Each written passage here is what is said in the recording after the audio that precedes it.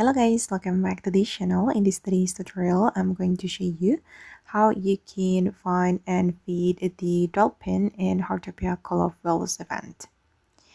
Okay, first you're going to feel the dolphin's trough, and the trough is here, guys. You're going to go to the wellfall area, and it's right here. Once you find the dolphin's trough, you're going to fill the trough with the dolphin's meal or dolphin's food. And I'm going to fill it with my raspberries, and also with maybe wakame.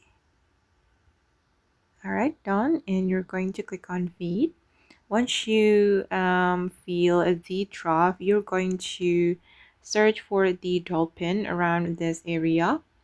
Wait, let me look for the dolphin here, guys. All right, this is the dolphin, and once you find the dolphin, you're going to interact with it. But oh my god, they are so fast. Okay, click on this icon and click on this feed menu. Okay, and now I'm feeding the dolphin. Okay guys, and that's how you can find and feed the dolphin pet in Heartopia Call of Whales event. I mean, not pet but animal. I hope this video will be useful for you. Thank you so much for watching, and bye.